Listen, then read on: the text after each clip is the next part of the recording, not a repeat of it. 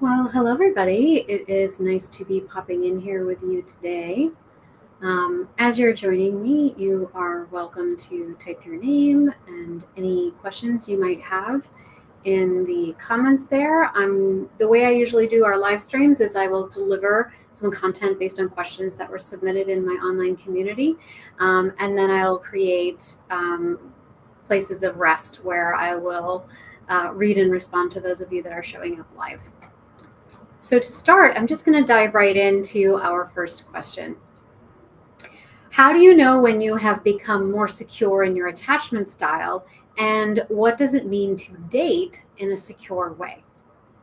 So learning to recognize when you are becoming more secure typically starts by recognizing when you are feeling insecure and a burgeoning desire to feel more comfort and less discomfort, more clarity and less confusion, more connection and less isolation, more acknowledgement and less dismissal, more optimism instead of cynicism, and more pleasure and less pain, right? And so, in the emergence of this desire, you become increasingly aware of how much discomfort, confusion, isolation, dismissal, cynicism, and pain you are actually in, right? And so you start to ask yourself, why and how am I in so much pain? And what is it about my environment and the way that I am interacting with it that is perpetuating this pain? Okay. And so once we start asking these questions, we start to see patterns, right? And in my line of work, those patterns usually boil down to one of four attachment styles and how those attachment styles interact with each other. Now, if you've grown up in an insecure or let's say a dysfunctional dynamic, then a lot of this is probably just normal to you. So, learning how to conceptualize and embody a more, let's say, secure way of being can require imagining something that may be pretty hard to fathom at first. Okay. So, let's just start with a basic definition. So, secure attachment is a healthy and a more positive emotional bond that develops early in life between a child and their caregiver, usually a parent or the primary caregiver. And this is based on how responsive and consistent that caregiver is in the child rearing process. So, securely attached children tend to feel protected. They feel comforted and safe with their caregivers. They're usually able to explore the world around them, to express curiosity and express themselves with a certain measure of confidence and self-esteem. They believe that their caregiver is there to support them, and they trust that they will be there to help them when they struggle. And so in adulthood, secure attachment becomes characterized by feelings of trust and safety, being able to be both in and outside of the relationship at the same time, in the sense that you can have a sense of autonomy and personal identity without feeling like you're being smothered or taken over by someone. Equally, you can tolerate periods of being alone with yourself, enjoying your own mind, your own thoughts, and your own agency without needing to be eliciting things like validation from someone. Okay. And so people with secure attachment, they tend to have a more positive view of themselves and others, and they're able to communicate more effectively. They set healthy boundaries, and they tend to form fulfilling and loving relationships. And so if we experience insecure attachment instead, as opposed to being securely attached, then yes, this can affect the way that we show up in our dating lives. Okay. So if you're not secure, then you might feel more fearful or anxious or avoidant. You may find yourself constantly falling for the wrong people or getting stuck in unhealthy relationship patterns. And so here's a list of things that you might experience if you are struggling with insecure attachment. So that is an overwhelming fear of rejection or abandonment. Maybe there's constant anxiety or worry around the relationship. You might have difficulties trusting, difficulties articulating your feelings and communicating well. There, you may feel like you constantly have to prove yourself or earn love and approval. Jealousy and insecurity around a partner's interactions with other people can come up. A tendency to kind of ignore or downplay red flags, areas that display glaring incompatibilities. A feeling like you're not good enough or you're not deserving enough, and yet at the same time you're too much. Focusing solely on the needs and wants of someone else to the point where you are neglecting your own. Or sometimes it's a cycle of getting together and breaking up and getting together and breaking up. And there's a level of drama that kind of unfolds in the relationship. Now, it's important to remember that these struggles can occur to varying degrees based on the individual and based on what your attachment style might be. But when we experience difficult things like this, it can lead to developing some pretty specific and predictable beliefs about the possibilities for love in the world, as well as how lovable we feel. And this is surprisingly predictable based on attachment style. So, for example, people who have more of an anxious attachment style may think, I have to work hard to have a functional relationship. If I stop trying or initiating, nothing happens or would ever get done. If I'm not earning love, then it's not true love. If my partner doesn't suffer for me as much as I suffer for them, then they don't really love me. I'll never find love unless I fix myself first, like lose weight, find a better paying job, and so on. I'll always love my partners more than they love me. I'm not allowed to have needs or desires in a relationship because they're just a burden to my partner and it pushes them away. I always give more than I receive, and that's just the way it is. If you love someone unconditionally, then eventually they'll come around. In the end, most people settle because it's better than being alone. Right? So these are more anxious types of limiting beliefs. And if you resonate with any of these, just give me a thumbs up or a yes in the comments so I know who I'm speaking to. Now, people with avoidant attachment, I call these folks rolling stones. They tend to have beliefs like, you can have a good career or you can have a loving partner and family, but you can't have both. I always attract partners that need me more than I do them, and then I feel guilty or like I'm the bad guy. I'm not allowed to have privacy because my partner thinks I'm cheating on them. My partner acts generous, but it's more like they're obligating me to reciprocate. You should only marry someone that loves you more than you love them. Long-term relationships never work. Someone always ends up miserable and leaving or cheating in the end. Long-term monogamy is unrealistic. Relationships are unsafe because partners always demand more than I have to give. Right? So these tend to be more dismissive, limiting beliefs of the avoidant attachment style. Then we have folks who have disorganized, sometimes fearfully avoidant, called fearfully avoidant attachment. I call these folks spice of lifers.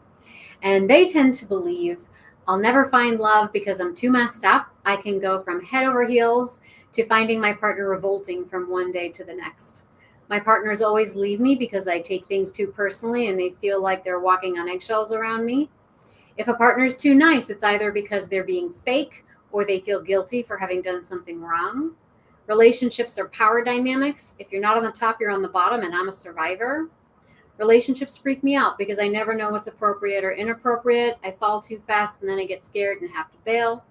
If someone loves me, I can't help thinking there's got to be something wrong with them. The other shoe will eventually drop, and it's better for me to leave them before they leave me. Right? Now, and let me know in the comments if any of these sound familiar. Now, I just want to emphasize that none of these things are true. None of these things are true. You can experience loving relationships with secure and generous partners. The more that you learn how to access your strengths, which we will talk about in just a minute. Okay. And so what does a secure relationship look like? Well, secure partners, whom I like to call cornerstones, they experience a comfortability with being close. They don't need to push or pull a partner away when things get intimate. And they also don't feel a need to cling either, right? They are quick to forgive a partner in an argument because they assume that their partner only has the best of intentions towards them and towards the relationship at heart. Sex is emotionally intimate because they don't feel a need to split emotional intimacy from physical intimacy. And so in order to avoid closeness, right, or feeling overwhelmed or exert some kind of control in the relationship. Generally, these secure cornerstone partners are loving and respectful towards one another, especially in their manner of speech. They don't feel a need to be chastising, spiteful, critical, or degrading towards their partner.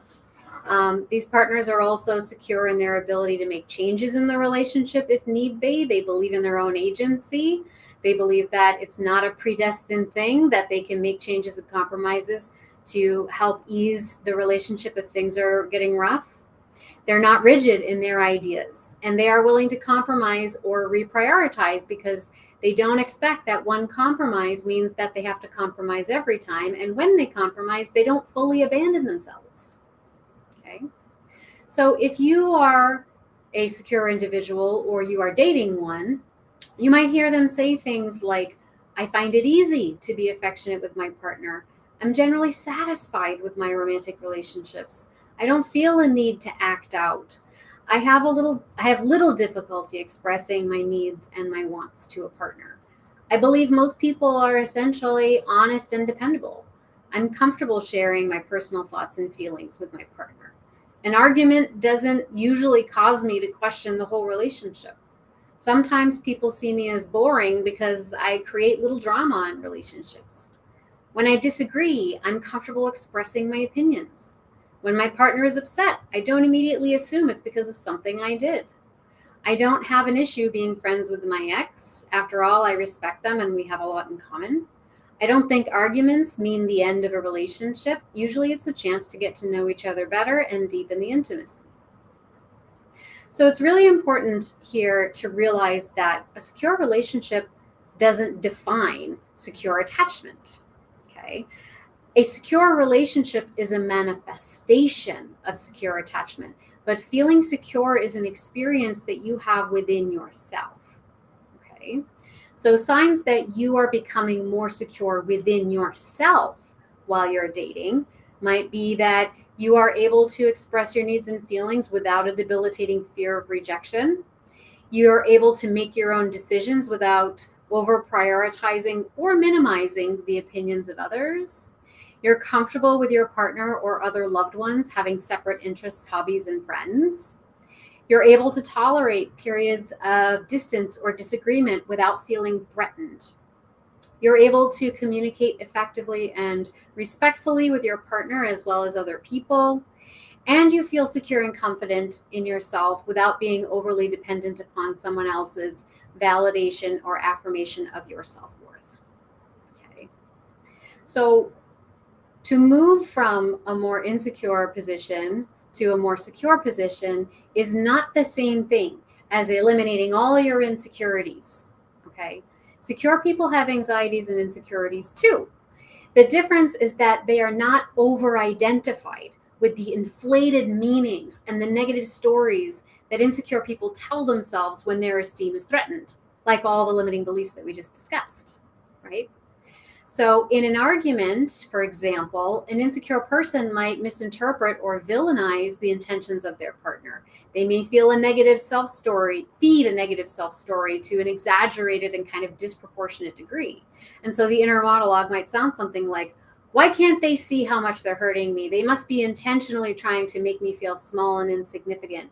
It's like they enjoy pushing my buttons and seeing me suffer. I'll never be good enough for them. I'm just a burden in their life and they probably regret being with me, right?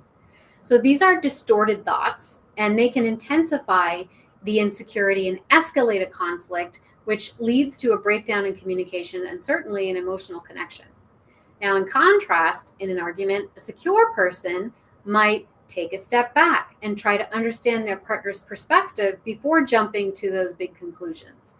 They would remind themselves that their partner's actions or words may not be a deliberate attack, but could stem from frustrations or some kind of miscommunication. Instead of assuming the worst, they will assume the best of their partner and give their partner the benefit of the doubt and approach the situation with a sense of empathy and compassion. Now, rather than feed those negative self-stories, they're going to remind themselves, secure person's going to remind themselves of their self-worth and their value within the relationship. They're going to focus on finding some kind of resolution. They're going to want to maintain emotional connection with you and prioritize effective communication and finding a compromise or a solution. They're also going to express their needs more assertively but respectfully, and they're going to seek to understand your perspective as well. So they might raise their voice, but they're not going to attack your character. They might ask for space, but they're going to tell you when you can expect to see or hear from them again.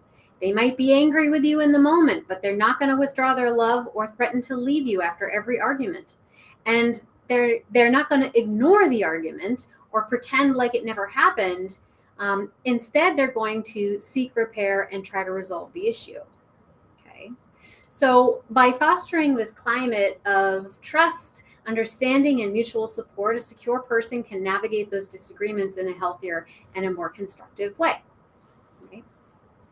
So let me know in the comments there if any of this is ringing true for you, or if you're starting to get a picture of what secure attachment might look like. So how do we start to feel more secure? Well, in my Hungry Love Masterclass, which we host twice a year and which is currently open for enrollment, links in the caption of this video, there's 4 steps to this process, and I want to tell you a little bit more about that. So in the first step, or in stage 1, I call this clarifying desire. And we recognize how your wants and desires, usually when we are in an insecure position, are being led by fear. And so in this stage, the challenge is to learn how to embrace our fears as a gift and a road sign, pointing us towards a larger spiritual lesson and curriculum in love. And so once we confront the reality of that spiritual lesson for us, there's usually a desperate need for clarity. And so in the middle of this struggle, we may avoid surrendering what we thought we wanted, our attachment to what we thought we wanted, because we're really scared to be truly vulnerable or open up on that soul deep level. And so at this stage, growth is going to feel a little bit like it's stalled out, that all the right things haven't been working, right? But we are getting really clear on what it is that we want. And that is a crucial first step. Okay. Now, in the second step, what I call stage 2, I call this identifying the root pain. Now, this new knowledge from the first stage, right? New knowledge from the first stage, understanding from the first stage, it's going to provide some relief in having found a starting point and getting clear direction on what it is you really want and choosing that direction. However, there may be feelings of grief now in realizing the depth of the spiritual lesson that you're being called to learn. And so in this stage, you kind of need to have faith that the healing process has begun and it is evolving as it should be. And it is doing so sometimes even behind the scenes without any efforting from you. And even if you experience discomfort, even if you are experiencing discomfort through that emotional release and integration, okay? So as a result, we are challenged to avoid kind of reverting back to old attachments, old ego attachments or ego defenses, and clinging to things like short-term escapes for short-term relief. Because if we can kind of lean in a little bit and weather the storm, then that stalled out growth becomes catalyzed. Okay. And so the root pain itself, it is an inner conflict that you experience in different guises and in different situations that usually functions as a result of as well as a catalyst for your life theme. Okay. Now, in my model, we typically have a primary and a secondary life theme, and they are set in opposition to one another so that enough contrast or conflict is created so that there is a ripe context in which spiritual growth can occur. Okay. In human form, right? So for example, maybe your primary theme is humanitarian, but your secondary theme is loner. So the challenge of the secondary theme now is not to look at it as a burden, but to recognize it and respect it as an aspect of yourself that is intended to galvanize growth. Much more deep. And the purpose of galvanizing growth is so that we understand the human condition much more deeply. We are spiritual beings having a human experience, right? Now, our exiled parts, or what we more commonly call the inner child, is often in conversation with this root pain, right? This life theme, and in many ways informs how it's going to evolve that life theme. So, learning how to unburden and integrate that inner child and other aspects of ourselves is part of that spiritual and evolutionary process. Okay. Now, the challenge in this stage, of course, is being willing to sit with those uncomfortable feelings and let go of ideas of who we think we are. Also, grieving things that we never allowed ourselves to grieve before. Then we move on to the third step, or the third stage. And this is about releasing and reframing our energetic blocks. So after we release that root pain, we identify and release that root pain, you're going to be feeling really excited about the shifts that have occurred, and likely faster than you expected. And so there's a tendency to want to push for more success and more gains, like right away. So at this stage, more than ever, there's a need for patience, realizing that the healing momentum cannot be rushed, and that the harder you try, the quicker your gains are going to start to slip through your fingers, because you're going to slip back into ego attachments. And so the challenge is to avoid burning out. You want to try to instead relax and to ride the wave of the stage, trusting that your growth is just naturally and effortlessly unfolding and gaining momentum. And so arriving now at the next step, stage 4, I call this installation. You're much more intentional, and you're allowing and you are conscientious of the healing process. You know now what tools work for you in accessing your own inner wisdom and personal authority and energy patterns. And remaining consistent with the practices that you have developed, this is what's really going to allow you to feel more secure within yourself and within your relationships, while sustaining your sense of spiritual connection. And so this allows you to have much more agency, choice, and control over the beliefs and the energy patterns that you're going to install on an embodied level and in your subconscious mind, so that you can manifest the life that you want. And so if you can avoid slipping into things like spiritual bypassing, which is a transference of personal authority and dependency to things like dogma or spiritual and religious institutions, you can avoid that, then growth in this stage is very personal, and it's long-lasting and sustaining. Okay, so feelings of fear and relief tend to evolve into feelings of excitement and ecstatic joy. And you're able to experience a wide range of human emotion while enjoying those more secure and satisfying relationships. Now, if you are interested in learning more about how I help people navigate these stages, then I invite you to check out our intimate group coaching experience for our Hungry Love Masterclass. There is a link in the caption of this video to join us for the free training. And this is going to walk you through the 4-phase framework that I use. We're also going to take a look at some success stories and how they did it. So be sure to join us and check that out before the 17th of this month. Now, I just want to offer some final thoughts on this particular question, because it's a great question, and I think it deserves a little recap here. I want you to just remember that the journey towards secure attachment and dating in a secure way is a process that requires self-reflection, self-awareness, and intentionally engaging with personal growth.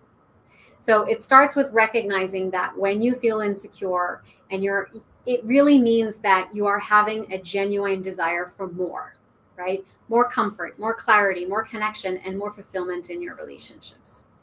And so as you embark on that journey for more, remember to be patient with yourself, kind, give yourself a little grace. Okay? It's normal to encounter challenges and setbacks along the way. The important thing is to remember that you want to remain committed to your growth process. Also, to seek out support and resources that aid you in developing that secure attachment. Remember, learning to meet your own needs includes accessing supportive people, right? Finding people to connect to. And when you develop that sense of self-awareness and you identify those root pains and release the energetic blocks around them and reframe your limiting beliefs, now you're starting to gradually cultivate that sense of security, which is just changing your proximity, your orientation towards your own insecurities. It's not eliminating them. It's changing your relationship to them. Okay. And once you arrive at that place, Dating and relationships, it's going to be filled with confidence, authenticity, and open-heartedness. It's just going to flow much more easily for you, right? And I 100% believe that you have the power to create those healthy relationships by embracing your own self-worth, communicating effectively, setting those boundaries, and choosing partners that really align with your values and your priorities, right? Trust the process. Trust the process. Have faith in your own growth. And remember that you do deserve the loving and secure relationships that you desire. Okay. So I hope that was helpful for you. Let me know in the comments if you are resonating with this content. I take all comments and feedback into consideration when creating more segments like this. So I just want to take a moment and address the chat. Happy to say I align with more than half of the secure concepts. That's great. So my question is, if you're the secure person, then how does that person get involved with one of the other types who are insecure, and why is that? So we can talk about this. I'm going to talk about this a little bit more when we talk about strengths. So people who have insecure attachment styles have tremendous strengths. And those strengths can often serve us in a lot of ways. We can become very professionally competent. We can achieve great things. But if those achievements stem from the strengths that you evolved in order to cope with an underlying attachment injury, then what happens is we can present ourselves as having it all together, right? But then when you get into a relationship, there's a particular trigger that turns on. And so all those strengths and all those capacities now start to express themselves in an exaggerated or disproportionate way. And our strengths suddenly morph into our weaknesses, right? So being generous and kind becomes people pleasing. And people pleasing is a way of abandoning ourselves. Being loyal and committed becomes jealous and possessive, right? Being level-headed and good in a crisis becomes aloof, detached, and disconnected, right? Dismissive, right? So we all have tremendous strengths, right? This picture of like, well, someone who's insecure is not attractive. No, that's not true at all. We are all lighted beings. We all emit this juicy, delicious vibrancy, every single one of us. And the attachment styles are just the filters that we've been conditioned through which that light gets to shine. And there are tremendous strengths that come from our attachment styles and the way that we express them. Once we become increasingly aware of what we carry in terms of our insecurities and we change our relationship to that, it's kind of like a light bulb. Now you're just wiping, it's like a light bulb that got paint splashed on it. And now you're just wiping off the paint so that you can let that light shine in a less filtered way, right? Or a less muddied way, I should say. So I hope that helps answer that question. The next question here, can you please talk about the differences between trauma bonding, a codependent relationship, and just being in a relationship where you have anxious attachment? How can we differentiate between these dynamics? Okay. So I'm going to pull up my notes because this is a more in-depth one. Okay.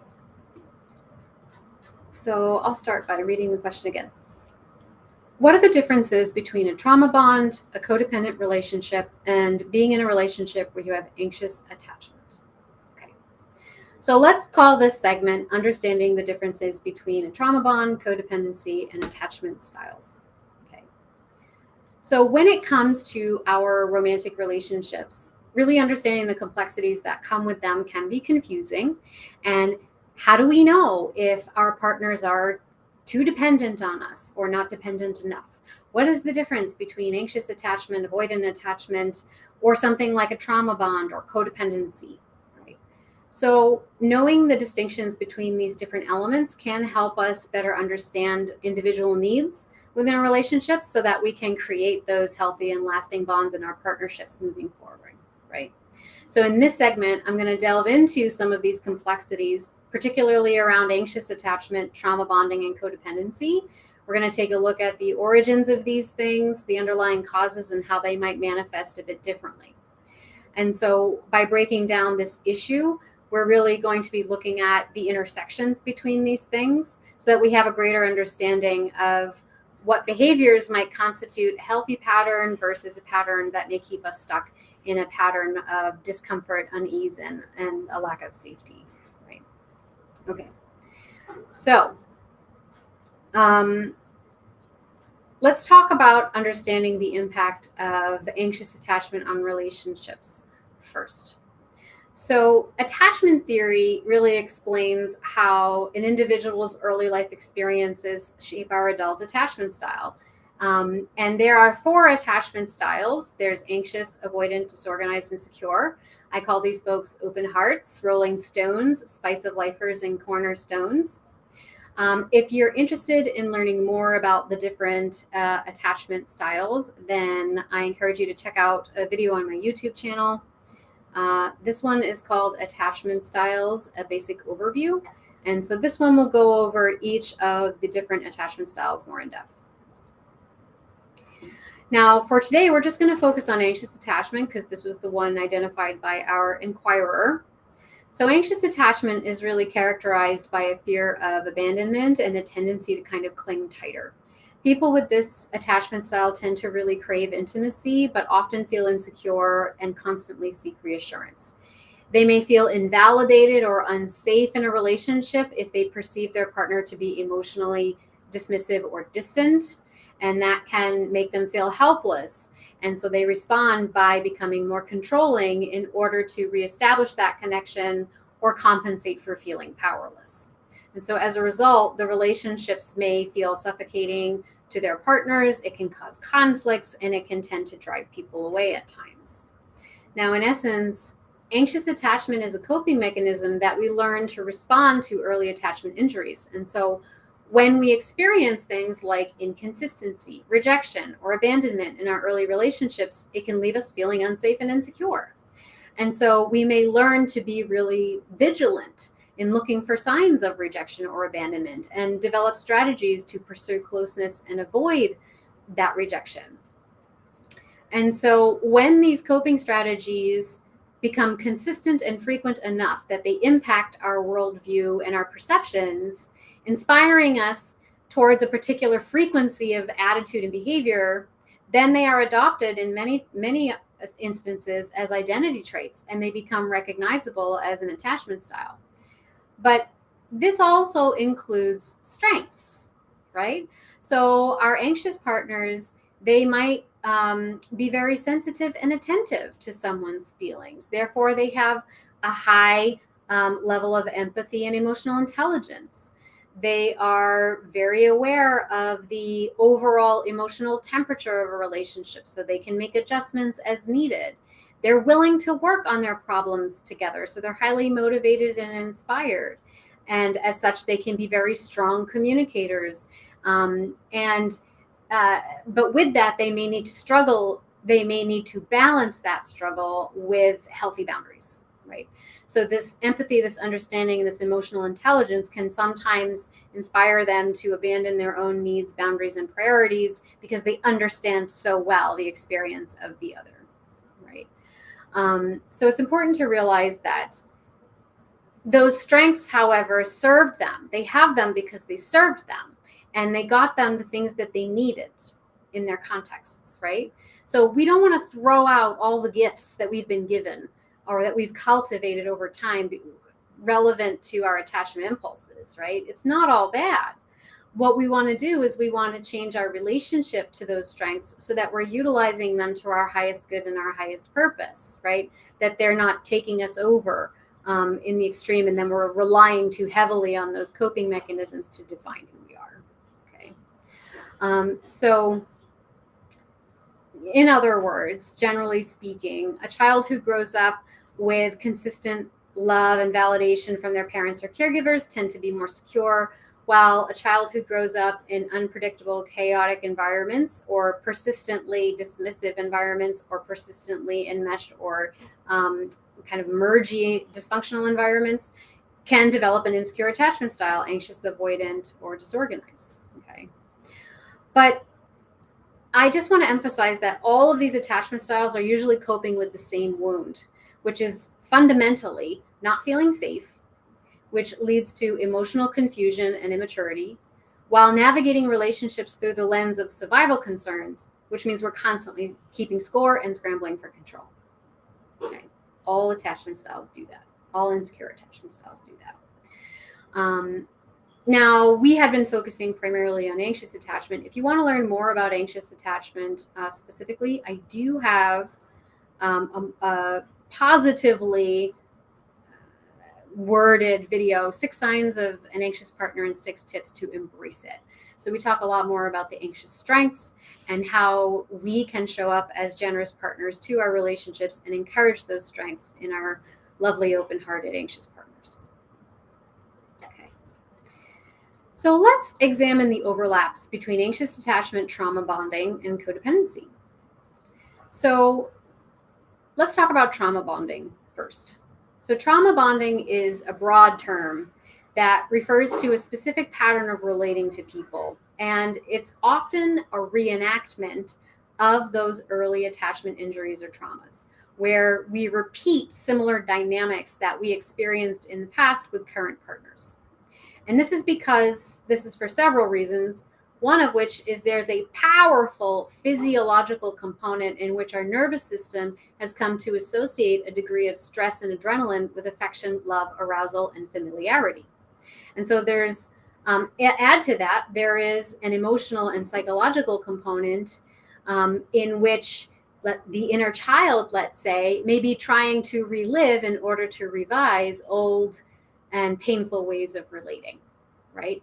So for example, a person grows up with an emotionally distant father, may find themselves attracted to emotionally unavailable partners, and then they try to prove their worth by fixing that partner or working hard to earn their love in order to acquire the love that their father never gave them. Okay. So trauma bonding can also show up in relationships where there is abuse or there's addiction or a very heavy power imbalance. And so in those situations, the victim might develop a bond with the abuser or the perpetrator as a way to cope with the trauma, and because it is creating in their experience a safe proximity, believing that it is necessary to their physical and even their existential survival. Okay. And that can lead to some toxic relationship dynamics that are very hard to break. Okay. I also find individuals struggling with this type of bond can have a sense of there being a spiritual significance to this type of relationship, believing that their trauma bonded partner is also their soulmate. Now, I believe the argument could be made, but probably not in the way that you might imagine. And so if you are interested in hearing that argument, I do have another video on my YouTube channel. It's called Are Trauma Bonds True Bonds? And I take a pretty hard stance on that. So I invite you to check that out. So let's talk about codependency. Now, codependency, to my mind, is actually a specific kind of trauma bond that is characterized by a focus on meeting the needs of others at the expense of ourselves. And so a codependent relationship is one where someone becomes a caretaker or a rescuer, and the other person, as a result, becomes the dependent or the rescuee. Okay. And so without their partner, the caretaker constantly loses their sense of purpose or value. Their thoughts and actions always prioritize the happiness and well-being of their partner above themselves. And as the more functionally competent partner, the caretaker generally tends to cede to their partner's dependency and self-destructive behavior, which usually includes things like addictive behaviors. And so the caretaker usually was a parentified child, right? They grew up in a dysfunctional dynamic. They became the sort of little parent, and they would try to smooth things over so as not to cause a fuss.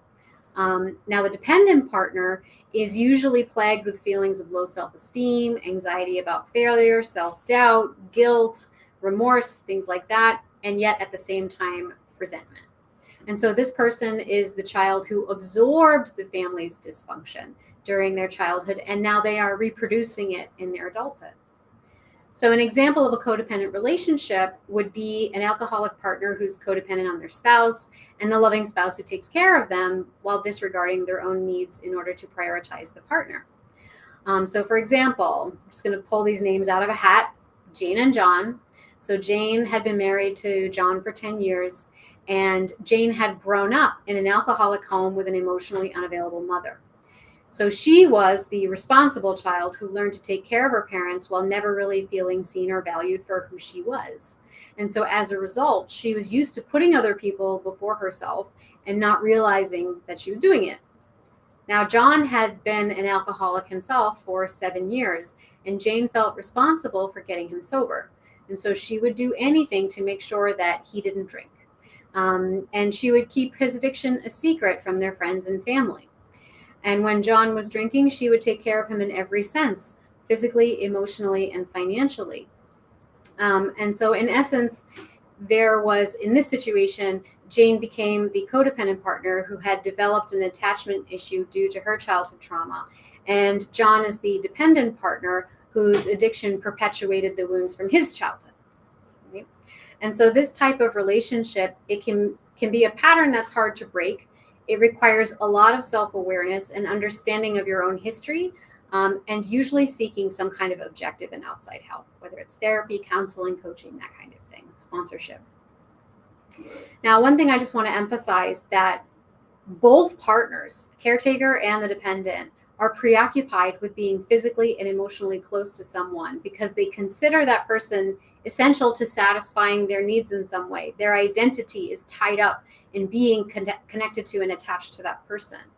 And so that's true whether you are the rescuer or the rescuee. It takes two to contribute to this dynamic. Okay. It's also important to realize that all of the insecure attachment styles, all of them, anxious, avoidant, secure, anxious, avoidant, or disorganized, these three insecure attachment dynamics are more likely to get caught in the codependent dynamic. Okay. Secure folks can get pulled into it, but that's another story.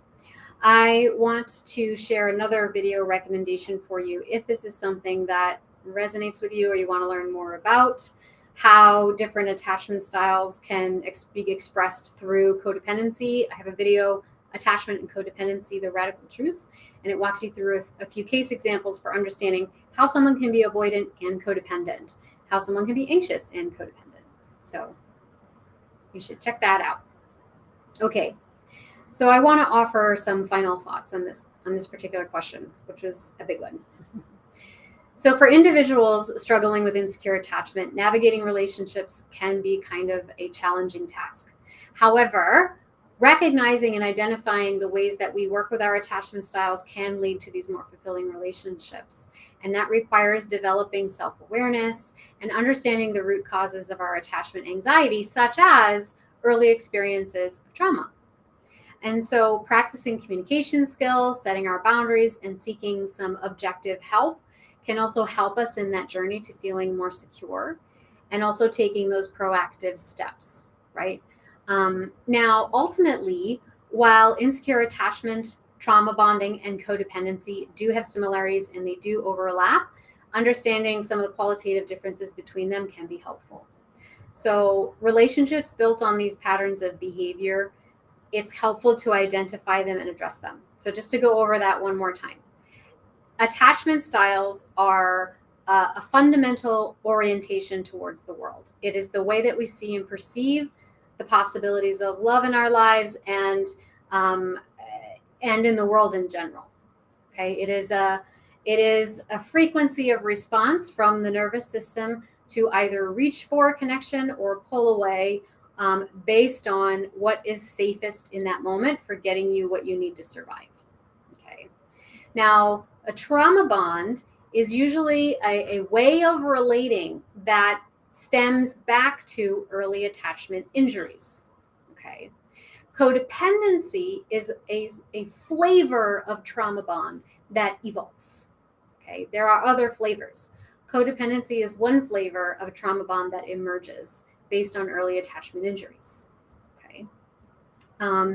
Now, I believe that if you are someone who's experiencing these things and you're seeking to kind of decode them or deconstruct them, it's really important to seek support, some outside help, and ideally professional help that can help you to see into your blind spots and strengthen your evolving ideas about your worthiness and your value and what it is that you want from relationship in general, right?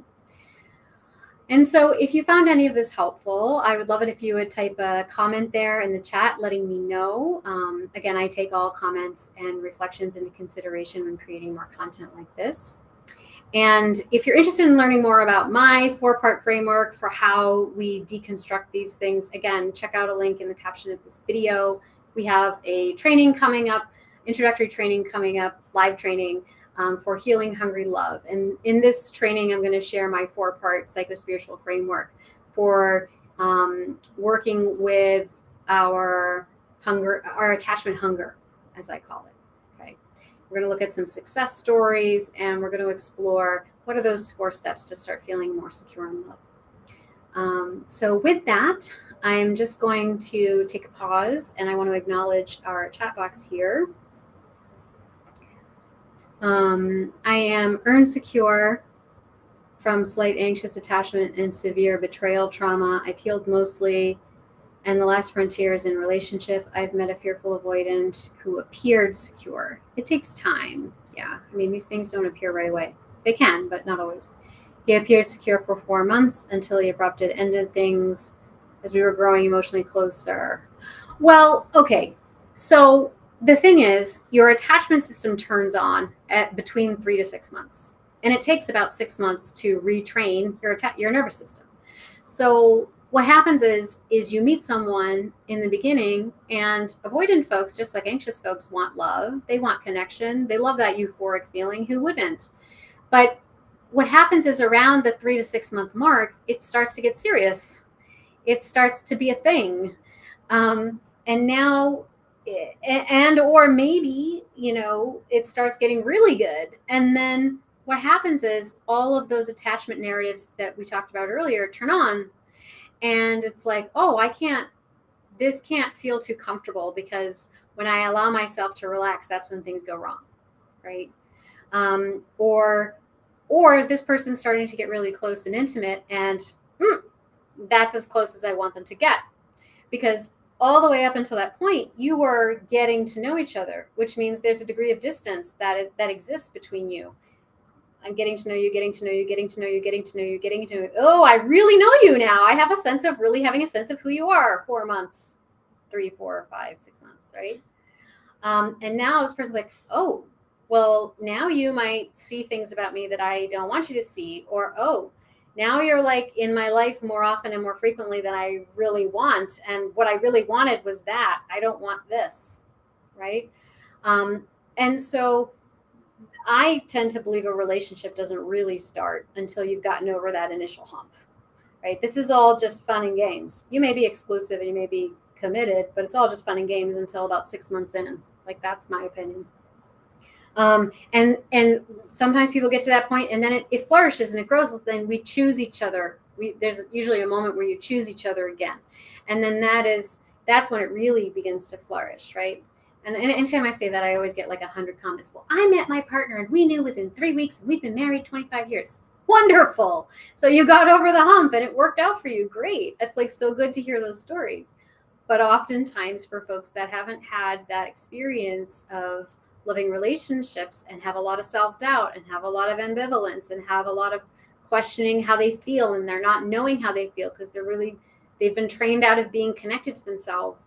We got to take it a step at a time, and we got to give ourselves a little grace, and we have to give, and we have to let go if it didn't work out, because it's not that you did something wrong. It's not that you misread the signs.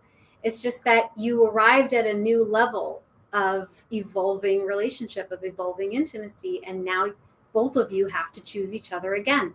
And it doesn't stop after 6 months. It keeps going for decades. If you get married and all of that stuff, right? It just keeps going. You have to keep choosing each other. I hope that helps. Would you be able to share why a trauma bond is not a spiritual connection? So I don't believe a trauma bond is not a spiritual connection. I believe a trauma bond is a spiritual connection. So check out that video I recommended, because I give my explanation as to why. I don't think it's a spiritual connection in the way most people perceive it, though. So I'd encourage you to check out that video on my YouTube channel. You can just type in "Are Trauma Bonds True Bonds?" And then the replay, I'll post the link of the replay. Why would a fearful avoidant ex who dumped me continue to push for friendship every 6 months for the last 2 years, but refuse romantic reconciliation? They didn't want that on some level. Well, for the reasons that I just outlined, which is, so someone who is fearful avoidant, they are usually ambivalent about their decisions. They're usually ambivalent about their decisions. They're usually confused about how they really feel. They're also validation seeking. And they struggle to commit to things. But it doesn't mean that they don't like you. It doesn't mean that they don't respect you. It just means that they don't know themselves. Someone who's acting as ambivalent as this doesn't know themselves well enough to show up with the level of commitment and investment that you're ready for, right? So you perceive them as being game playing or manipulative, but they're just confused and maybe wanting to get the validation from you because, you know, you make them feel attractive or desirable, and that's something they don't normally feel. So they're going to get it where they can get it. They may have been ambivalent about the relation, about ending it. Maybe they want you today, but that feeling turns off tomorrow, right? And it's likely that they did like you and they respect you and they want the relationship because you are an amazing person. Duh, you're amazing. It doesn't mean that they want to be in a romantic relationship with you, right? Because that's a whole other ball of wax. Okay. I've been in a calm, safe, and kept open communication. I'm open to tweaking my relating and mindful of my role. How do you bridge that gap? Should I just be curious or accept this ending? I would say, well, what is there not to accept, right? If there's an ending, there's an ending, and just be present with where it's at. You don't need to strategize or maneuver yourself. Just be present with where it's at. And then your environment will offer up new information, right? He actually said, I'm confused and need time. Yeah, I would believe him. And also, I would believe that, but I wouldn't believe everything he says. You know, there is that old cliche, and it's a cliche for a reason. Actions speak louder than words. And it's not just actions. It is, how well do the words match up with the actions? Does he follow through on his words? Does he claim his actions? So it's not enough for someone to say the words and then not back them up. I would say it's also not enough for someone to act the role but not claim it, right? Because that creates an incongruency. Why are you not willing to claim the commitment you've clearly made? Or why are you claiming commitment but unwilling to act on it? Right? So, and of course, people are going to have different varying degrees of need and desire around this. Some of us are words of affirmation people, right? So the words are going to be super important, in which case you're going to be very careful, right? Because you may be a little more vulnerable to a wordsmith. And some of us may be like, you know, acts of love, acts of service people, in which case the words might not mean as much. So it really kind of speaks to like what you value and what you prioritize. But I would say, regardless of what you value and prioritize, they should match up, right? And so you just want to see the degree to which the words match up with their actions, and their actions match up with their words. What are your thoughts on limerence? Do you think it has a connection with attachment styles? Well, limerence, to my mind, is just infatuation. And yeah, for sure, because a lot of times I actually have a video on my YouTube channel called Limerence. I forget the rest of the title, but if you just Google Limerence Brianna McWilliam, you'll find it. I go over the whole thing with limerence, but limerence it's just infatuation and fantasy. And those are classic coping mechanisms for insecure attachment. So, you know, limerence is utilizing an external point of focus, a person, to find a way to access a sense of vitality within ourselves. And so what is vitality? Vitality is life force energy moving through you. When you feel enamored with someone, infatuated with someone, what are you feeling? You're feeling powerful feelings, big feelings, and feelings are energy moving through your body. And energy moving through your body makes you feel what? Makes you feel alive, make you feel vitalized. We might call it love because in our mind we've created a filter or a lens through which we might perceive that energy, and we think, oh, that must fit in the love bucket, or that must fit in the love category.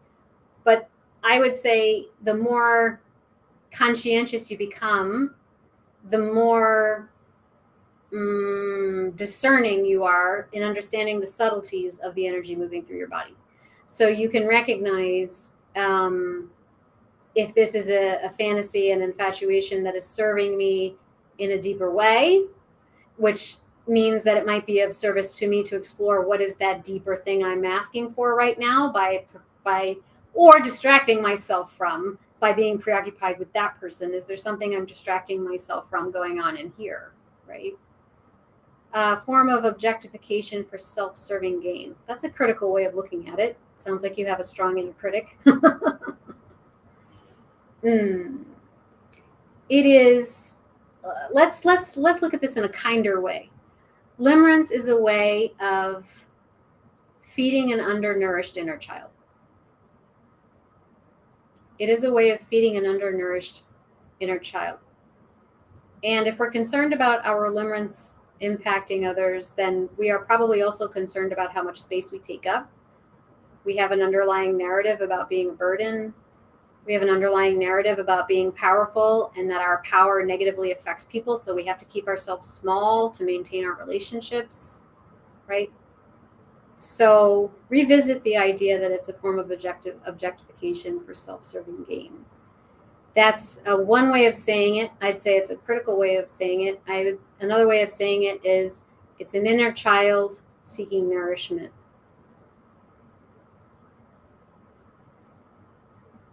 That is an extreme end of the spectrum. I would say also still an inner child seeking nourishment. However, there's two tracks for sex and porn addiction. The classic one is that of the narcissistic mother, and then the seeking of the sort of divine feminine in all women, or in all, depending on what your sexual orientation might be, the divine aspect that we're seeking in all expressions of it. And then there's the narcissistic parent paradigm for that. But there's also, since the advent of high-speed internet porn, actually, particularly for heterosexual men, porn addiction is actually the cause of the number one medical condition for men ages 18 to 30, which is erectile dysfunction. It's not often talked about, but it is actually like the biggest medical problem that men face. And it's because of the advent of high-speed internet porn. Because that generation, at that age, they gained access to increasing levels of novelty and dopamine stimulation. And so as their brains are growing and developing and evolving, it's receiving this stimulus that's requiring higher and higher and higher and higher and higher and more extreme and intense levels of novel stimulation in order to become stimulated. And then add to that, there can be some underlying addictive qualities. Porn addiction is a horrific thing. And it's not just, I'm not saying this from a moral standpoint, I'm saying it from what it does to the physical body. And as a result, what it does to relationships on a mental, emotional, and physiological level. So that's a really tough one. My heart goes out to you with that. It's very difficult. And it's difficult to be a partner to someone who's experiencing that, because in many ways it feels like there's no room for you. So I just want to send you a little acknowledgement there. Yeah. I don't think it's, for me, it's the science, really. It's just the science of it. I kind of want to end on a high note. I feel like that we just got to end it on a low note. But with that, I hope that you all enjoyed this discussion. I'm going to be popping in for more live streams like this in the coming weeks. So I hope that you will keep an eye out and join me. With that, thank you so much for your participation. For those of you that are here live, the replays will be posted to my YouTube channel as well as to my Facebook page. I appreciate your engagement. And again, if you're interested in joining me for our upcoming program, there's a link for more information in the caption of this video. And I wish you all a great day and the rest of your week. Thank you, everybody.